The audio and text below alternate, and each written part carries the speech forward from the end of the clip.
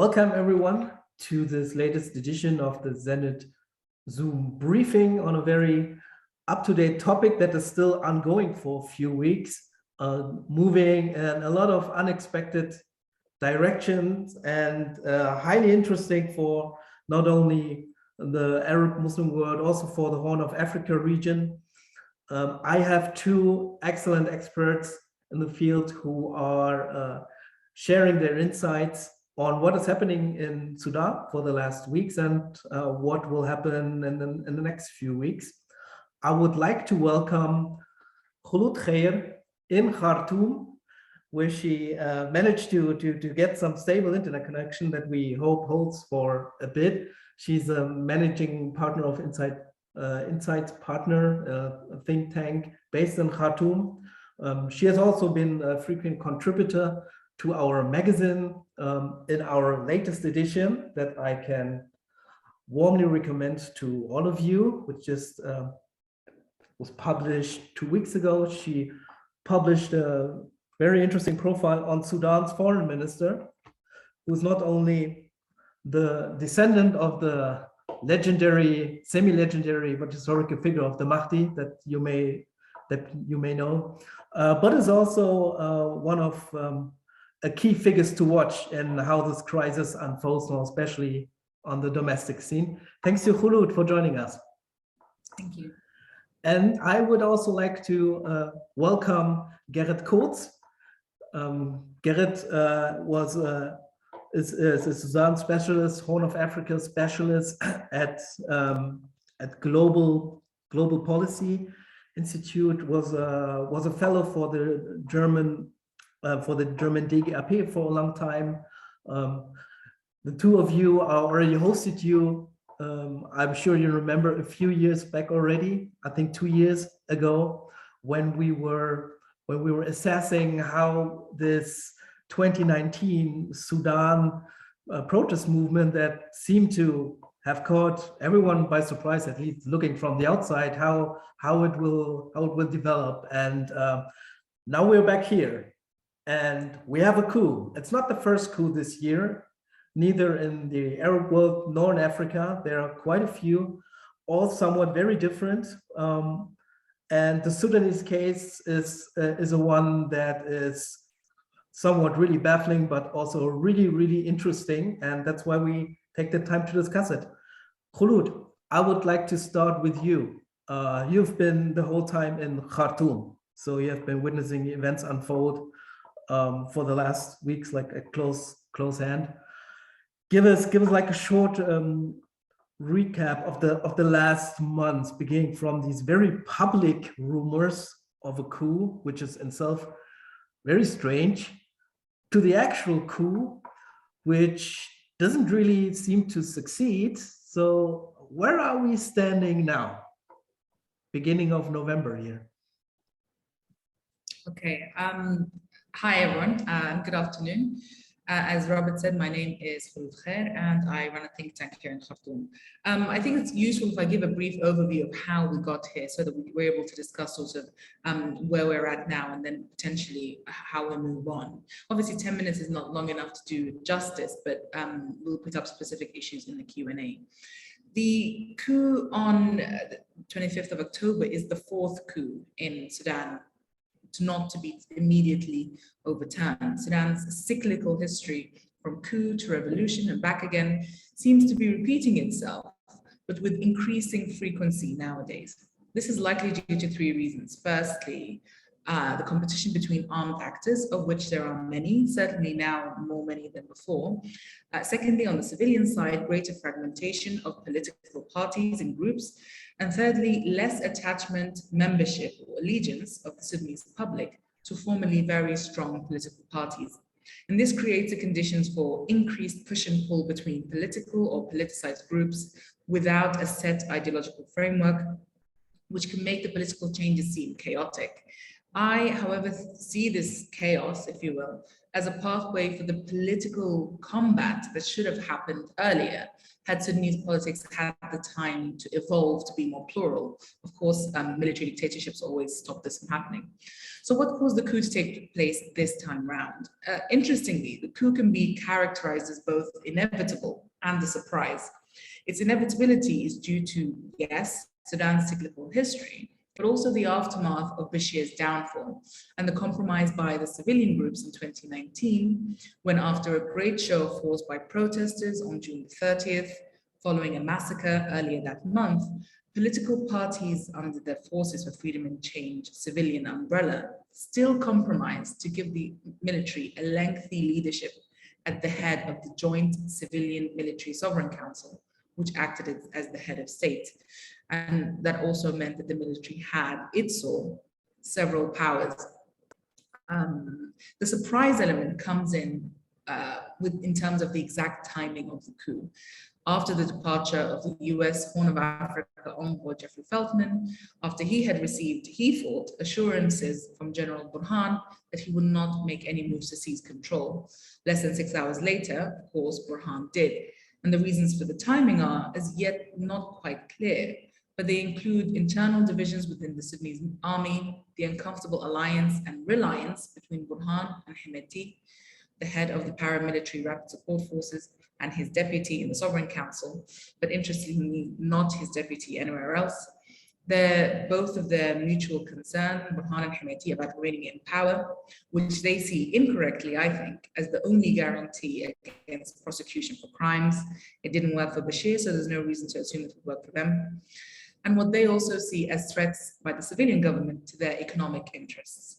So General Burhan and Hemeti had used their time as heads of the Sovereign Council before handing over to civilians, which is meant to happen in November this month, to shore up support from members of the banned NCP regime, Bashir's party, and from also support from new signatories to the Juba Peace Agreement, a partial national peace deal.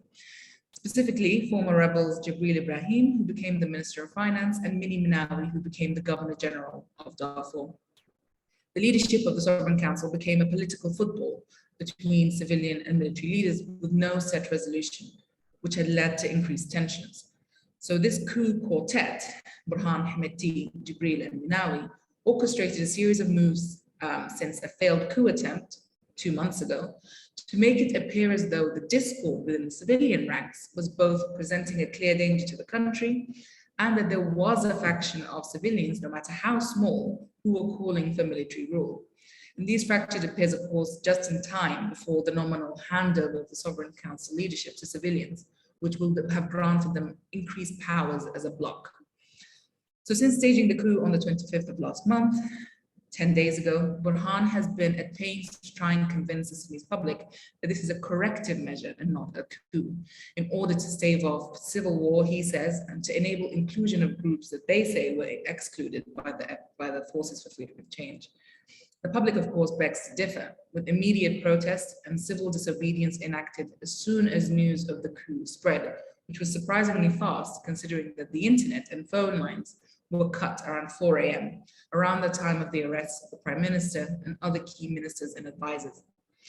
But definitions aside, the series of measures taken by General Burhan are textbook coup. First, coup leaders rounded up and detained the Prime Minister and several members of his cabinet and staff. Then they immediately amended the constitutional document, effectively cancelling all articles related to the political umbrella, the FFC. They declared a state of emergency, dissolved the Sovereign Council and Cabinet, and announced elections in 18 months. Burhan also announced a new Prime Minister would be appointed and a new cabinet set up within a week. And shortly after that, a long overdue but vastly different parliament. A comparison of the speeches conducted by Abdul-Fattah Burhan and Abdul-Fattah of Egypt, who share more than just a first name, show almost verbatim that they were reading from the same script. The Sudanese general has made a series of miscalculations. After all, Sudan is not like Egypt. And it was only 2 years ago that the very civilian methods that brought down Bashir were operationalized. And this coup only affords those same civilian groups chance to fine-tune these tactics and learn from previous shortcomings. A more useful comparison, for example, for Sudan has been, some analysts say Burkina Faso, which saw a coup overturned in a week. So since the coup in Sudan, there have been three major issues and developments. One, the continued detention of the prime minister and cabinet members, activists and advisors, although reportedly that will end soon. Number two, mediation by several groups. And number three, mass mobilization by civilian groups led by neighborhood resistance committees. The immediate and resolute response from the street after the coup, not just in Khartoum, but across the country, shows that the army finds less public support now than it ever did. Unlike, for example, in Egypt, where the army is a nationalist symbol. That's just not the same case here. In Sudan, the experience of the 2019 sit-in also shows that civilian groups are more patient and have a series of peaceful and high-impact methods that they can use. For example, civil disobedience, which has been in full swing, as well as protests, a series of which have been planned. The biggest protest in Sudan's history, and perhaps in recent years globally, took place a few days ago, after the coup on 30th of October. 4 million people, all mobilized with minimal to no internet and phone connectivity, came out across Sudan's towns and cities with one message: civilian rule and no less. This is the same message that protesters had in 2019, and they are hoping that this time around political elites will heed them. The coup quartet, for their part, have continued the internet blackout, taken shots and killed some protesters, kept political leaders and activists in detention, most of whose whereabouts and conditions are still unknown, and failed to find anyone outside their circle to fill cabinet seats promised within the time frame of a week. This has made them rely on old Bashir allies, some of whom they released from jail, stoking more public outrage. They have since tried to allay public concerns by demonstrating that they can avail cheaper goods such as sugar, wheat, and fuel, by forcing leaders in the East to open the ports, and by subsidizing these goods. But the sudden and suspiciously timed availability of these goods has made some people wary and reminded them of the NCP's tactics, subsidizing goods to leverage political support. Sensing their own miscalculations, the military has entered into negotiations with the civilians, but continues to try and build a coup regime through appointments at the ministerial level and the issuing of decrees, intended to make any return for a civilian-led government difficult. But there are currently 5 mediations going on: the UN political mission, UNITAMS, the US Troika, with some support from the UAE mediation track, the African Union mediation, the South Sudanese mediation track, and the Wise Men initiative of civil society actors. They are calling for the immediate release of detainees, including the Prime Minister, a return to the status quo before the coup. And aside from the immediate issue, of course, of too many cooks, there is also the concern that these different tracks are not meaningfully consulting with the street. Many resistance committees, learning from previous experiences of not having leadership for security reasons and not producing written demands, have now done both those things. Mass arrests of pro-democracy leaders and resistance committee members continue in Khartoum, but especially outside the capital. But, and despite the lack of connectivity, demands of the street are coming to the fore. However, the main stance of most of these protesters is no negotiation or no negotiating with the military and the instituting of immediate full civilian government, which, depending on how the coup gradually disintegrates, may become more or less of a viable option. The main offer on the table right now is for Prime Minister Hamdok to return with increased powers and a fully technocratic cabinet that is, however, more palatable to the army, and for the army to form a security council, although we're not sure yet who it will be answerable to and the level of civilian oversight, if any, it will have, as well as what its precise role will be. And then, of course, instituting parliament and a fully civilian sovereign council of 3 members. Regardless of what deal is eventually agreed upon, the main challenge is, during the current impasse, how to make the mediation count and resonate with the street, and how to ensure that any resulting agreement is process, not result-oriented, as it will need to embed security sector reform modalities, as well as strengthen civic processes, such as by including the methods by which Parliament will be set up to be truly representative. I'll leave it there, and then we can pick up some more of these issues in the Q&A. Thank you, Kholood, for this very dense introduction. you mentioned, and with this I want to move over to Gerrit. Kholood mentioned that this coup was both inevitable and surprising at the same time. From what you were observing from the reactions of the international community, especially those focused on the region, is that something that was also the rejection in those diplomatic circles? We hear some stories trickling out, like that the US were kind of dumbfounded or blindsided, but also that Burhan traveled around the region, trying to make sure he gets regional support that is somewhat not materializing these days. So what did you observe on that scene surrounding the coup until now, Gerrit? Yes, thanks, and hello to everyone from my side, from Berlin. So I fully agree with Kholood's analysis, all brilliant as always. And indeed, Robert, so I'm going to focus on the international and regional side, and maybe it's useful just, I will come to the reaction in a minute, but just to start a little bit earlier than that, in the run-up to the coup, the weeks basically after the coup attempt in September, which many saw as a test balloon, including diplomats. And I mean, there were really many visits. I mean, Sudanese government officials hardly had many days without having to meet some or another international envoy, some of them several times. I mean, for example, Jeffrey Feltman, the US envoy, was in Sudan twice in October. There was a French envoy. The British had their new Africa minister, Vicky Ford, there for anyway planned strategic dialogue. The World Bank president Malpass visited, and also long planned before the coup, but still at the same time, between the coup attempt and the coup, was a high-level event on Sudan at the sidelines of the UN General Assembly on the 30th of September, co-hosted by Norway and the UN. There were calls also from Antony Blinken and Jake Sullivan from the US side, for example, and from the EU as well. So I think you can really say that there was quite a lot of high-level international attention already before the coup happened on the 25th of October. And yes, I think Kholood already told the story of Jeffrey Feltman, who was in Khartoum just hours before it actually happened, of course. Important indeed is what we've been hearing, of course, also about the region, in particular Egypt,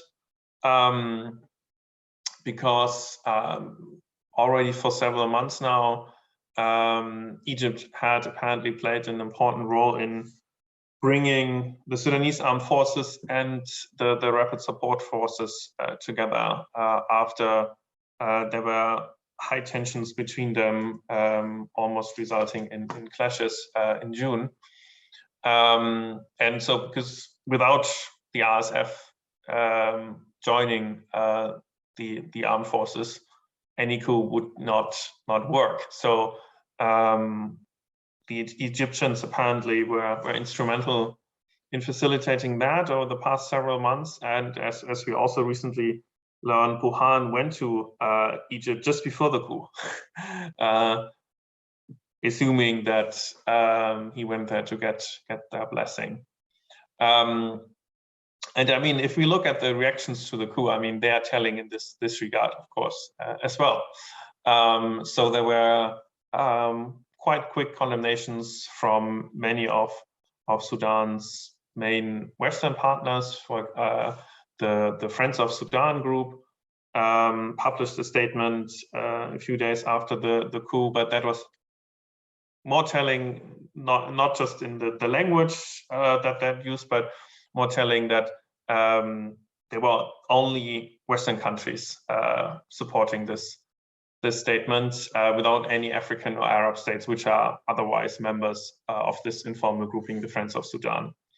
There was suspension of aid. The US was the first one to announce that, but also the European Union and bilateral partners have also followed suit.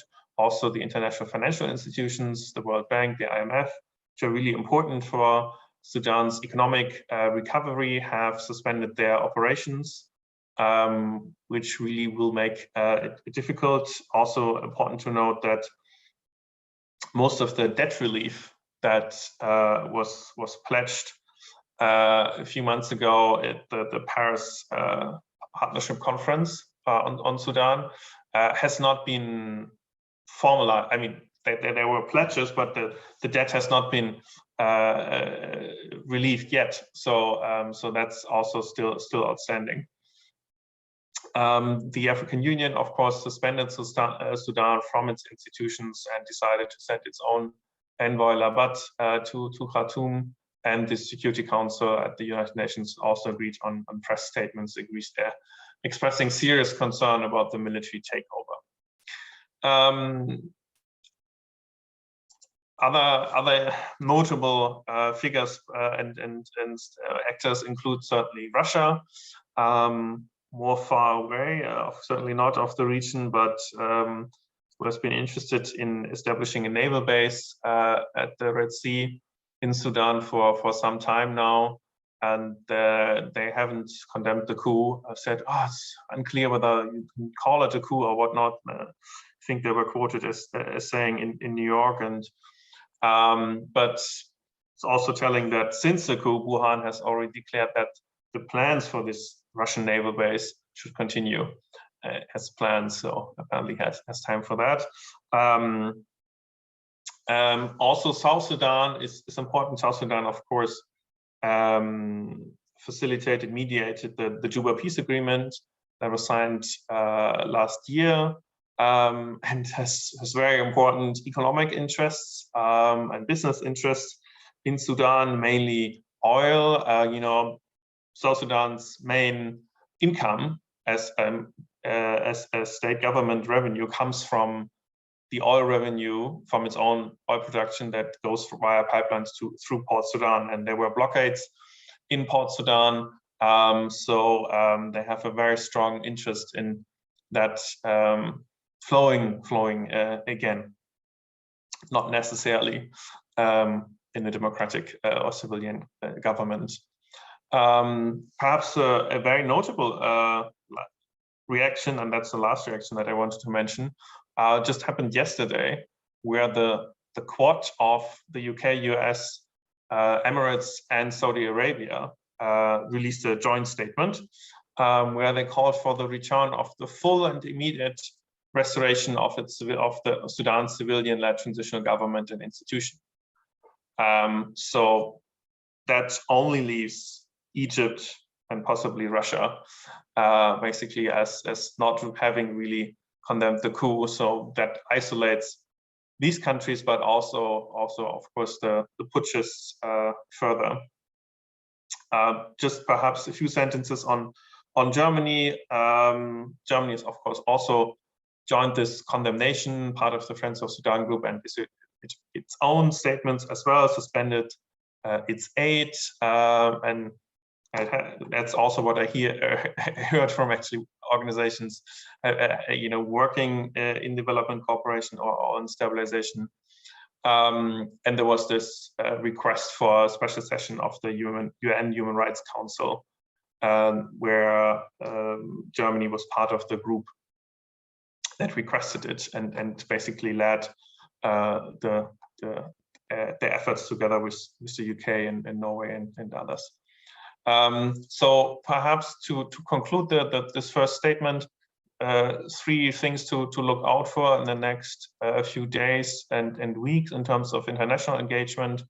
The mediation efforts, as far as internationals are concerned, they need to be coordinated, and they need to establish a credible process, even if it's not clear how the outcome might look like. But the UN should clearly play, and the AU play an important role there. Second, the special session of the Human Rights Council taking place tomorrow. There are still negotiations going on as we speak, but a possible outcome may be a special rapporteur on Sudan, that if there's a consensus or majority for that, and finally joint messaging between those that have now come out against the coup, including on releasing the detainees, lifting the internet shutdown, and basically restoring the situation to the status quo ante before any new discussion about future arrangements can go on. So much for that.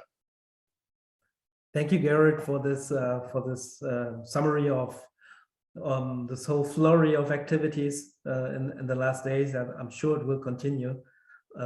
Before I give the voice to our audience, over 30 people following this discussion now, see some familiar names, so I'm sure will have interesting input.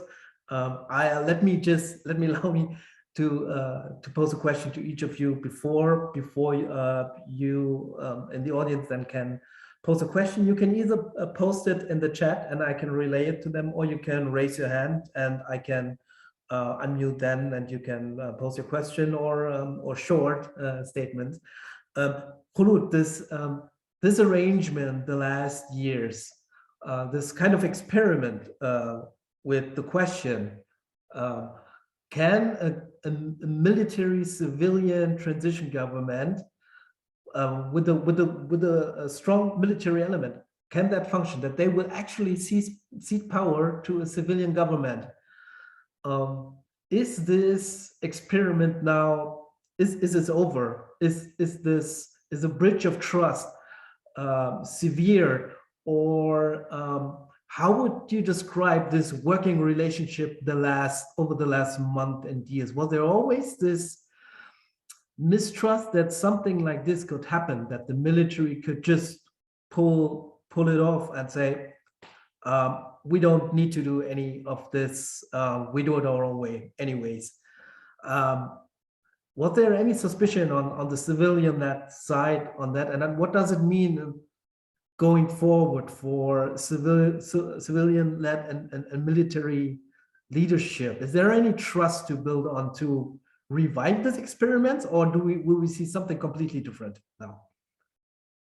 I mean, I think recent events have shown that actually it will be very difficult to go back, if not impossible. Certainly, as a solution to the current crisis, there are talks that things should be sort of rewound, taken back to the status quo on the 24th of October, i.e. the day before the coup. But that's more as a precondition to mediation, so that the civilians are not entering into a negotiation at the same time that the military is trying to build a coup government, which is currently what's happening. And so that's more of a sort of a function of sort of dissipating military power, rather than it is returning to the previous status quo, as a solution to the current crisis. I think there's a lot of mistrust, as you say, between the civilians and the military. Interestingly, even the military has been saying that it doesn't trust the civilians to see through some of the changes, some of the transitional priorities. Of course, that it's not as convincing coming from them, considering that they have been the ones to sort of put in the frustrations and the roadblocks. For example, there are laws, two critical laws, the unions law and the law of federal governance, and both of those have passed cabinet, the civilian cabinet, and when they went up to the sovereign council level, they have been stuck there. And of course, those laws mean a decentralization of power, both in terms of to the unions and also in terms of to the states, to make sure that Sudan becomes a properly federalized state. And so it's those kinds of things, not just the sort of the emotional relationships between the military and the civilians, but there are actual functions of government that have been stopped by the military, which now leaves the civilians under no with no uncertainty that any collaboration with the military going forward will not yield the desired effects. And of course, we know now that going back to the 24th of October status quo as a solution is just sort of setting the stage for more coups to happen. That's what we're trying to stop. And so doing that as a solution rather than just a precondition doesn't really make sense. Gerrit, to further complicate the situation, Sudan is not only neighboring Egypt, and obviously trying to take a lot from that playbook, whether successful or not, we could judge later. To the south, we have South Sudan. We have also Ethiopia, which the government yesterday declared a nationwide state of emergency. The war in the northern Tigray region has been raging on now for a year, encompassing almost all the countries in the region. I would like to take up the first question by Marvin Meyer, who's asking about the African Union, who is based in Addis Ababa. So where does Ethiopia feature in? For a long time, it was thought, okay, that would be like an anchor of stability with the African Union in there, being active in conflict resolution. Now there's a bunch of other conflicts there. How does the Sudan situation and the Ethiopia situation, how do they feature in here? Yeah, so indeed, I mean, in 2019, during the process, so before the constitutional declaration was signed, Ethiopia and the African Union engaged in mediation between the FFC and what was then the Transitional Military Council. And clearly this is not going to happen in terms of Ethiopia now. But I mean, this is not just, I mean, this is not going to happen for at least two reasons. So, I mean, the conflict situation in Ethiopia is just extremely dire at the moment. I mean, you mentioned the state of emergency. The Prime Minister Abiy Ahmed has also called for, like, didn't call it that way, but for people to take arms, take up arms to defend their neighborhoods and so on. After the Tigrayan forces captured two strategic towns on the weekend. So they are definitely too busy for that. But even if they weren't, partly because of the war in Tigray that has now gone for a year, the relations between Sudan and Ethiopia have deteriorated significantly anyway. So I mean, there's the GERD, of course, where so the Grand Ethiopia Renaissance Dam, where there's been no agreement by the three parties. In contrast, I mean, Ethiopia has this summer just continued with the second step of the filling, despite protests by Egypt and Sudan.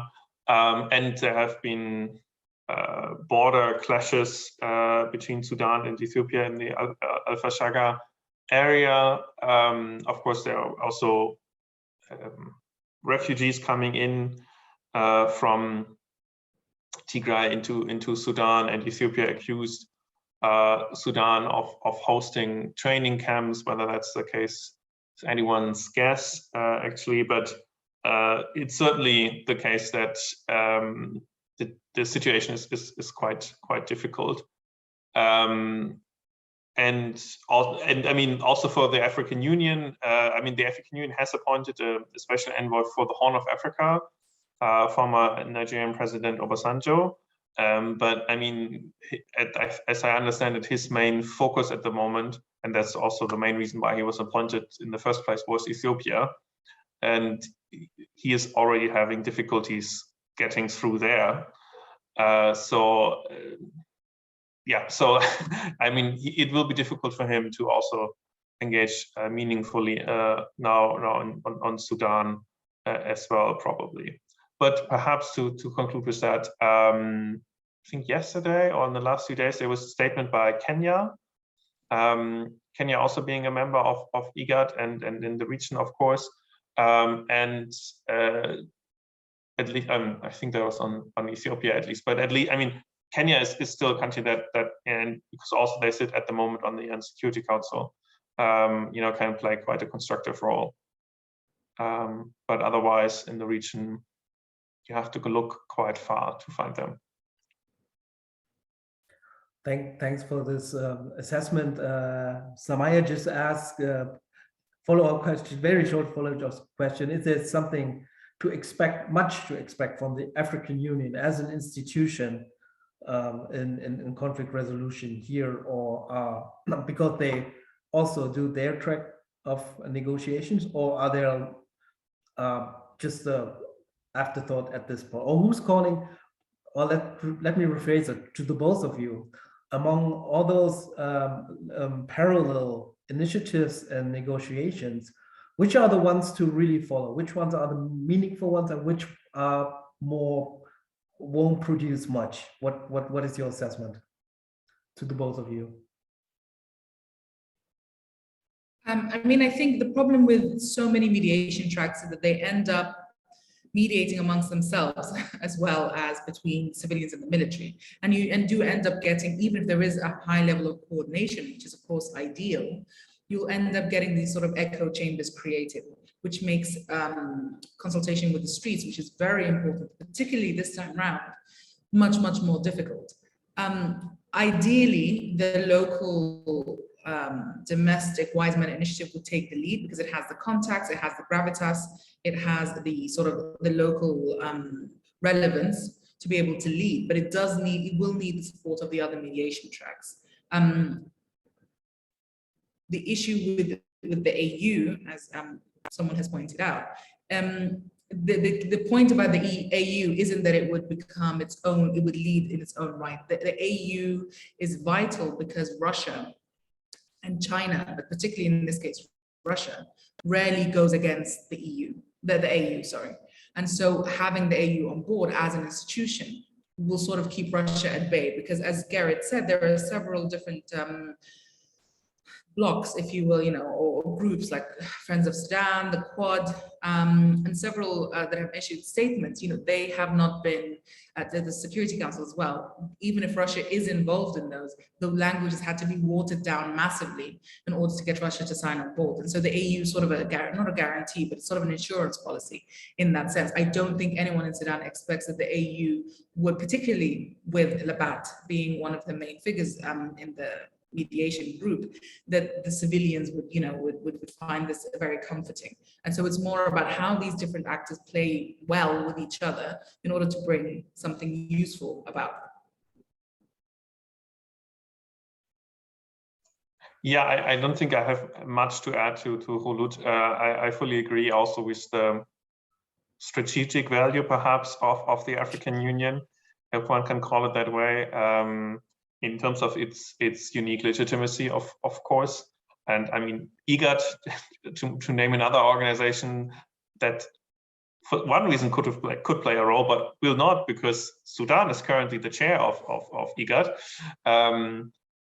So you need definitely the regional organizations involvement, but that's what it is, involvement. It doesn't mean that they necessarily take the lead and do everything by themselves, right? But they have already suspended. I mean, and they were quite quick in that, right? And they have suspended Sudan from the AU's institutions. So that's something that they could do, and that only pertains to the African Union, for example. I have a question from Annette Hoffman. I want to unmute her so that you can pose herself. I think it's to Kholood, and it's really about the internal situation, and especially what happens to all these arrested members of the committee. So I just let Ms. Hoffman. Thank you very much. I hope you can hear me. Thank you for this excellent session. My question is about the dismantling committee that was tasked to seize the unlawfully seized assets under the al-Bashir regime. And their work can be criticized, but it's, I think, very clear that their achievements so far have bothered Al-Burhan, Hemeti, and all the generals that have benefited from that illegal seizure of lands and properties, etc. We know that the deputy chair, Al-Faki, has been arrested and brutally beaten up. And we see that many of the members of this committee in the states are currently being arrested. I just wonder, has there been communication of the committee with international experts, organizations? Is the evidence that they have gathered, is that safe somewhere? Could that become maybe a bargaining chip in the mediation? Thanks.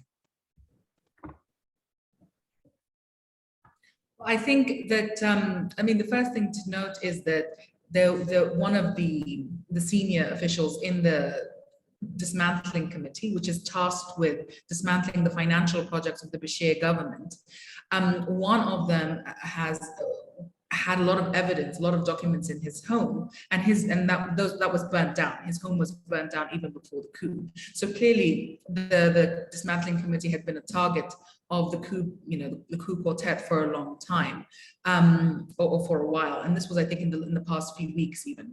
The issue with the head of the committee, he was able to leave Sudan actually, even though he was a no-fly list. And so he's in Egypt at the moment. The other members of the committee are all in some sort of hiding, because the committee itself, which was under the Sovereign Council, was also dissolved when Cabinet and the Sovereign Council were dissolved. Of course, as you say, that is one of the sort of the biggest areas of worry for Burhan and Hemeti, who of course benefited massively from Bashir's patronage networks. And so I think some of those people are now in hiding have sort of put away pieces of evidence, but even before they were sort of more overtly targeted, the way in which the dismantling committee was working was in need of some formalizations, better structures, etc. And they had sort of started to have that conversation about how to make their work more robust. But unfortunately, they didn't get to the stage where, they had, for example, digitized evidence, or they had things in it that were sort of impervious to any incoming coup regime. And so I'm not sure to what extent we can expect a lot of that evidence to remain. But certainly with the return to a civilian-led government, I think we will see a lot more investment in making sure that that commission, or that committee, sorry, is a lot better funded and a lot better staffed and organized. I would like to unmute our good friend Roman Deckert. No Sudan discussion without Roman. He is asking about the very prominent German figures in the whole Sudan situation. On the one hand, Volker Perthes and Annette Weber. Maybe Roman, you can explain a bit more why. Maybe also for Germany, this is a special case, because there are central figures in negotiations, German people involved in that. So Roman, just yeah, thank you, Robert. Well, I mean, basically, I've been following things on Twitter, and I've just seen people react to Volker Perthes' mediation efforts, saying like, look, we don't want any of this. We have this demand that no return to military rules. So I guess he's in quite an impossible position. I would like to have his job for sure. So, but I mean, it just struck me that he was quite. I mean, people were not so appreciative from what I saw, but maybe that's also just anecdotal. So maybe Kholood, if you can say something from the streets of Khartoum, so to say, or Garrett also, if you've heard anything on the diplomatic floor. And and Garrett, thanks a lot. I missed this interview by Annette Weber, and because I think she's superbly qualified to play a role, and so I was just disappointed that I didn't hear more from her. And I thought maybe she's shuttling back and forth and saving the whole situation, but I guess also she has a lot on the plate with Ethiopia now. Thanks.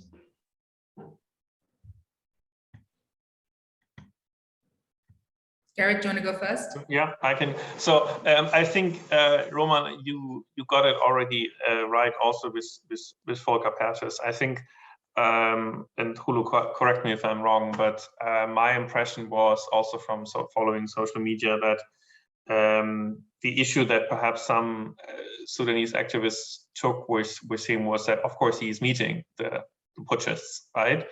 And he's not just meeting, but he's basically facilitating also, or mediating, right? But not the only one, as we already heard, right? Some had the impression that it was just about mediating between Hamdok and Burhan, but that's certainly not the case. And he has said that he's meeting other stakeholders. I cannot say whether that's sufficient. Of course, I also heard that there are these concerns that resistance committees demands are not, especially with regard to the restoration of the constitutional order, not just being the precondition, but actually being the solution, not being taken seriously enough. And I think also from what I heard from diplomatic UN sources is that they think that this is unrealistic. This is not my position. I'm just saying that I think there's this position out there. They say, well, they clearly have guns. And I mean, of course, that is a point. I mean, there is a real power, military power by the security forces, and they see that there's no other way around than negotiating with them at this time. And also, it's, I think, like a standard operating procedure. There's a coup, so you need, and then the immediate international or otherwise demand is you need to return to what was the situation before. But maybe not just here in Sudan, but also perhaps in other cases, it would be worthwhile actually considering that, because indeed, now it is very, very clear that the situation that we had basically on the 24th of October was not sustainable, right? It's so there needs to be another governance arrangement in the midterm future or so. But first, you need to find a way to get there. And I think Perth is trying to do that. I mean, some have also said that, well, this is providing also a chance for him personally as SSG and also for UNITAMS to really claim legitimacy. I'm not sure how fair that assessment is, but it's clear that it does provide an opportunity also, and where you need also actually an international official with that kind of legitimacy as the UN representative to coordinate, and that would be, I think, the most important task that he could do in terms of good offices. Coordinate mediation, that is. I mean, this is what UNITAMS built to do, right? You're right. This is the chance to shine, but also to show their worth, and whether rightly or wrongly, UNITAMS has struggled within even other international actors to build legitimacy for what it's trying to do. It was very difficult for it to find inroads with the civilians, yes, but certainly with the military, in terms of to have the difficult conversations about security sector reform, etc. And so, to what extent they can prove themselves, useful now is well, debatable, but Volker Perthes has been very public in his moves, and I think that sort of also invites a lot of public censure. And of course, there is this allergy in his defense to the involvement of international actors in Sudanese politics, because over the past 30 years, Sudan has been basically brushed by the wayside, and so there is a bit of sort of public resentment there. That being said, to pick up on Roman's point, he's not that popular with the Sudanese public, though he speaks Arabic in a Syrian accent, which I guess we could forgive him for, but he's not a very likable personality, and the fact that he's very visible, I think, sort of makes it difficult for UNITAMS to get a lot of traction with the street. But I think this visibility element, both related to Volker Perthes, but also to Jeffrey Feltman, and how sort of publicly and visibly he was embarrassed by what had happened just before the coup. I think that's why Aneta Weber is keeping a low profile. And actually, I think that's commendable because, first of all, being seen to be having talks with Burhan right now would be sort of almost, giving him legitimacy, firstly. And secondly, being able to work behind the scenes, I think, is more useful because you're actually able to get a lot more done. So it's just the two different ways that, Volker Persis and Aneta Weber are sort of trying to work on this thing. Yeah, I'll leave it there. Thanks. Annette, you had a follow-up question that maybe connects quite well to the point Kholood makes about where to coordinate in which fields and with which actors. If you want to pose that question, I will unmute you. Yeah. Thanks, but no need to take more space. I really just want to ask how, could the streets be organized, all that use that is the masses of the people in the streets, what are the forms of organizing them and facilitating meaningful consultation? Thanks. Well, as you know, Aneta, really well, the street has got already some organization through resistance committees, etc. I think what's interesting this time round is that there is no sort of high or meso level political umbrella in the FFC because they've been effectively sidelined. The military will not negotiate with them. And that actually opens up a lot of space for the voices from the street, from resistance committees to make it on all the way up. We're hearing that the Wiseman Initiative, one of the mediation tracks, is meaningfully, they say, I'm not sure to what extent that's true, but meaningfully engaging with resistance committees, with all these youth committees to be able to feed up their recommendations. But of course, you still have the central issue, which is that the street doesn't want mediation and negotiation with the military. They see them as betrayers of the deal, the power sharing deal of 2019. And so the question is how to get around that particular block.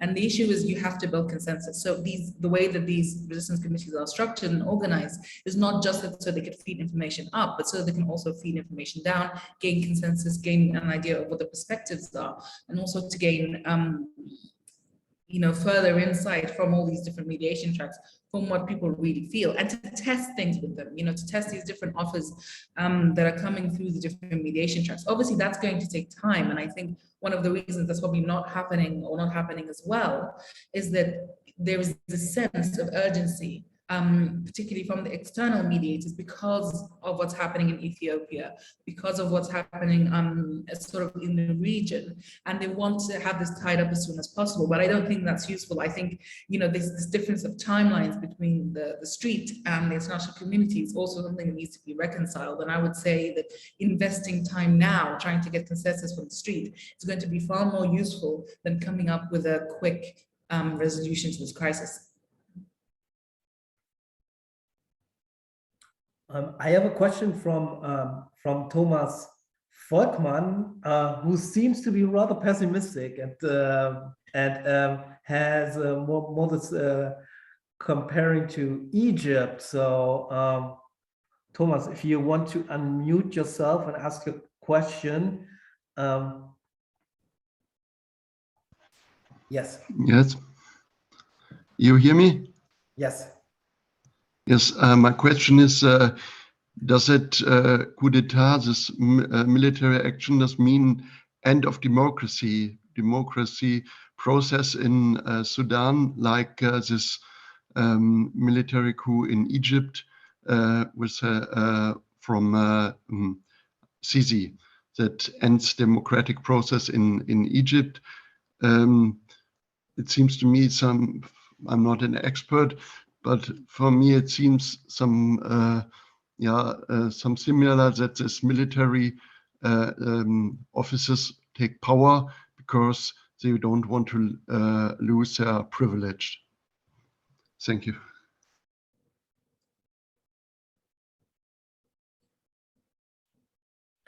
So, Kholood, happy to answer that. Yeah. I mean, obviously, as I say, Sudan is not Egypt. The main differences are that Egypt hasn't really had any period of democracy that it can build on. And that's not the case for Sudan. Even though periods of democracy have been quite short-lived, they have still allowed for a lot of learning throughout the generations. And you can't also underestimate what the past 2 years have done in terms of strengthening that civic space, even if it's not to the fullest extent, because of course a coup was, was still able to happen. But I think the weakness of the coup in Sudan right now shows us actually the strength of the civic space that was cultivated over the past 2 years, even though that of course was not perfect. The other issue is that in Egypt, you had the most organized sort of political bloc or faction was the Muslim Brotherhood. That's not the case necessarily in Sudan, because even though the Muslim Brotherhood here are also very well organized, they are not the most organized group. There is a very disjointed, if you will, but it's still a very strong alternative, which is that this sort of, technocratic or mixed partisan government sort of coalition. That's obviously not without its problems, but it means that there is an alternative voice to the Muslim Brotherhood. The other thing is that in Egypt, you didn't have the same type of ground level mobilization that you have here. Here, that the Neighborhood Resistance Committee network is across the country, and they're able to coordinate with each other, and they're able to sort of spread messages across each other and build consensus, as I say, which means they're able to work as a lobby group across the country and not just in Khartoum. And of course, the other thing is that in many ways, Sudan cannot afford to be like Egypt because it borders so many other countries and has so many competing interests in it. It doesn't really have the sort of singularity or uniformity of interest. It has a lot of competing interests, internationally or otherwise. And actually, that's what we're seeing now. Gareth mentioned how many different international or regional actors there are.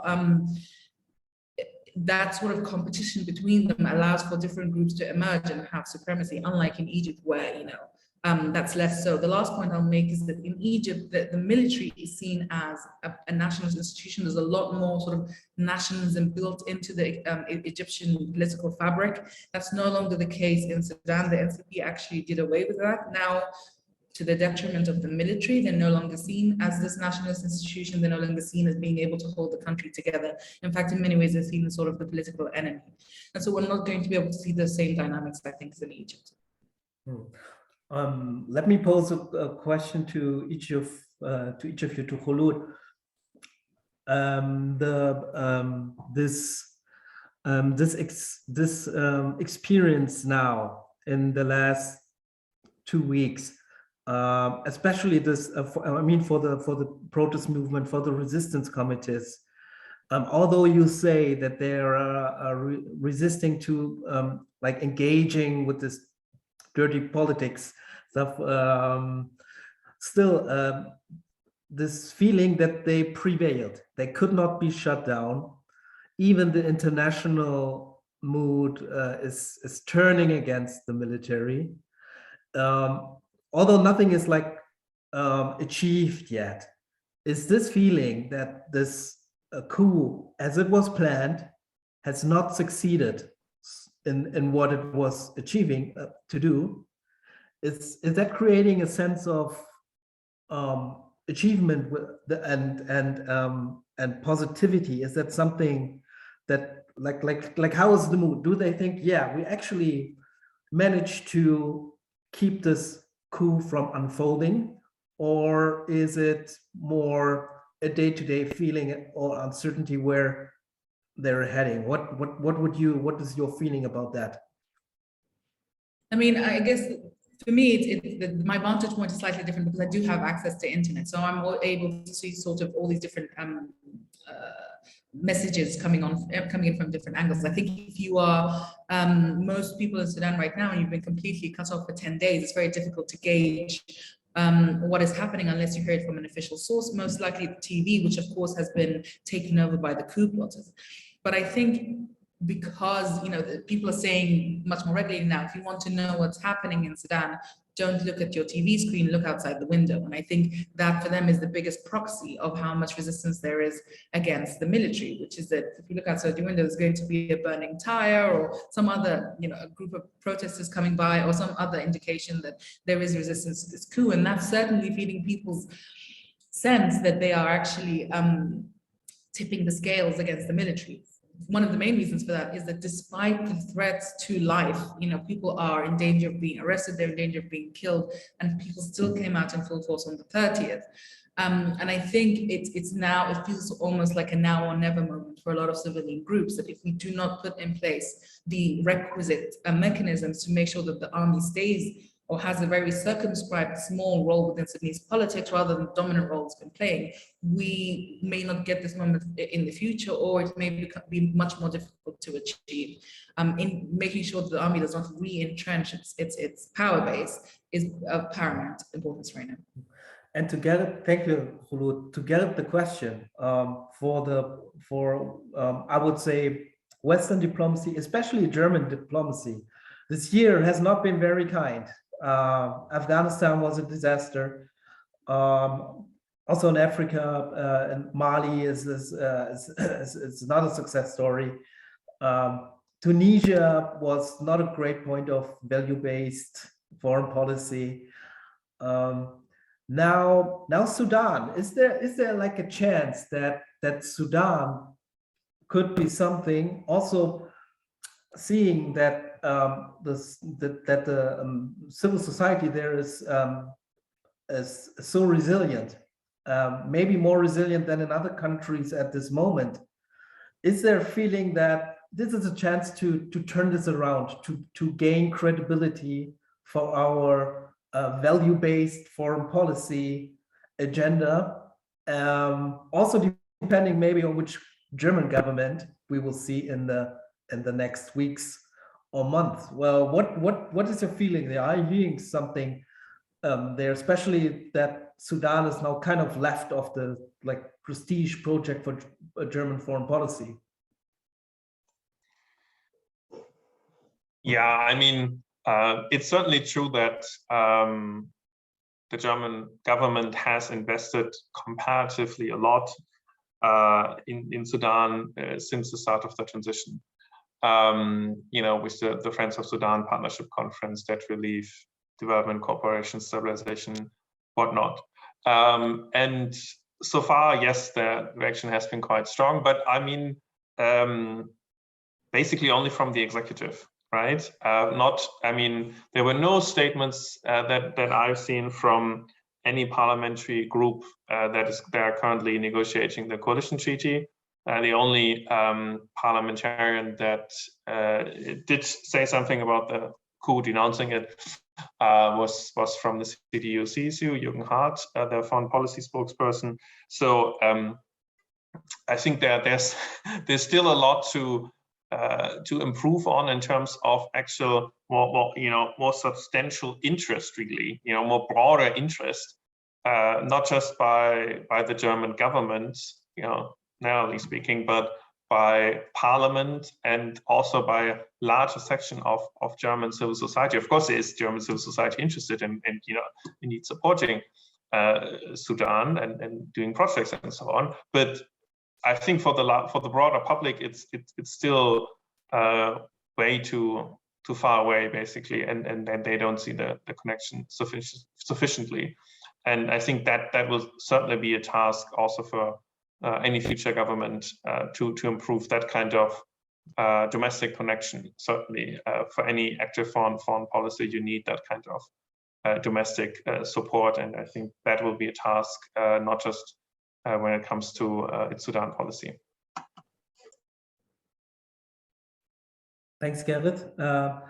There's no other question. I would into the final question or roundup question. Kholood, for some reason, I feel very positive about the Sudan development, although there have been casualties, but it feels like something is different. It feels different, and it feels that this coup has failed, and the combined resistance from civilian-led government people plus a broad protest movement has the longer stamina. It's much more matured, and is that this is just my gut feeling somewhat. It's usually this kind of stuff is over way sooner, and everyone turns away. it didn't happen this time. Is there enough reason to be that positive? And what would you say? What needs to be done? And also this goes maybe to Gerrit. What needs to be done to sustain that without like messing it up too much from the outside?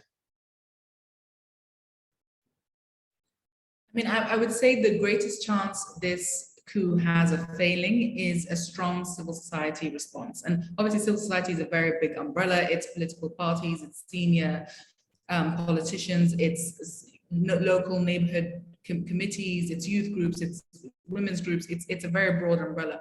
But like we saw in 2019, they're united in one thing, which is this idea of Madaniya, civilian rule. The key is to not make the same compromises that were made in 2019. And if some compromises are to be made, they are to be to the minimum extent possible. And I think, you know, you mentioned earlier that international observers were saying, or Gerrit mentioned earlier, that, you know, that civilians need to be more realistic. But I think that depends on your vantage point. Certainly from here, from Khartoum, it does seem like the military is sort of losing this one. And the reasons for that is that it can't find people to support it that are not, that have a broad appeal or broad consensus. This wasn't very well planned. It was a very rushed coup. And that's mostly because of the disintegration of sort of the unity within SAF and the competition between Burhan and Hemeti, which is still ongoing, despite their common interests at the moment. The fact that the regional powers are sort of slowly, at least publicly, turning away. Even Israel, which is a major player at the moment, particularly in the security sector, I've heard from the Americans that they are putting pressure on them to not engage as heavily as they did with Burhan and Hemeti. And so the doors around these coup plotters are very slowly, or very quickly, I should say, but surely closing in on them. And, you know, if you put that alongside the strength of the civilian group in all its guises, I think now is the best chance that Sudan has to make sure that A, this coup fails, and B, that we start instituting the right mechanisms to make sure that this doesn't happen again, and to sort of break that chain in Sudanese history. Yeah, I think I can of course only agree. I think what is perhaps unusual from a comparative standpoint is indeed this strength and resilience and well, degree of organization of Sudanese civil society, because indeed, I mean, you don't need to look far or long into the future in other countries where there have been coups. Of course, there may have been protests, but it wasn't the same. Also, often, for example, in Mali or in other cases, often the government that was pushed away was not very popular. I mean, there was certainly a difficult relationship, not always the easiest one, perhaps, between the government, the transitional government, and the rest of the population.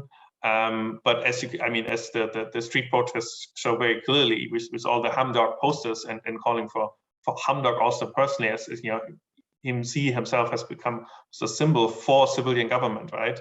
That it shows that he has this legitimacy and credibility, right? And I think what will be important from the international side, not to mess it up, as far as if they actually want to, of course, not all international actors don't want to mess it up, but let's focus on those that don't want to mess it up and do really want to support Sudanese democracy and the transition, is not to treat this situation now in Sudan, not to treat Sudan with a standard policy response to a coup. So I think if policymakers and diplomats can get out of that frame of mind, you know, with like your usual demands and usual urgency, and so also often for good reasons, of course, yeah. But if they can get out of that and you really try to understand on its own, trying to understand Sudan on its own terms with all the factors that Kholood explained, I think they will see that if they, you know, coordinate themselves better, and then, you know, coordinate themselves in such a way that they really support Sudanese civil society efforts as best as they can, then they need to trust in them, and they can trust in them. Before we leave you, again, a short recommendation, the new Zenith magazine, including a profile of Sudan's Foreign Minister, Mariam Sadek Al-Mahdi, and many other great articles. So I put the link in the chat. And of course, if you want to support what we are doing here, doing these kinds of talks and getting together, discussing as an interested community, please consider subscribing to us so we can have these kinds of meetings. I'm kind of very sure that this won't be the last meeting of that kind on Sudan that we'll be having. I think it's worth watching what will happen there, also for the whole of this region, not only this region, multiple regions actually. And I thank again very much my esteemed colleagues, Kholood Khair. Thanks a lot, and stay safe, of course. I hope everything stays, of course, also peaceful and allows you to keep on working. And I'm sure we will talk again soon again. And thank you, Gerrit, in Berlin, not far away. Thank you for your input, and thanks also to the audience. A lot of Sudan savvy people here. I'm very glad to have that community of Sudan interested people, and I thank you for sticking with us and following this discussion and contributing to it, and wish you a wonderful afternoon. Bye. Thanks, bye.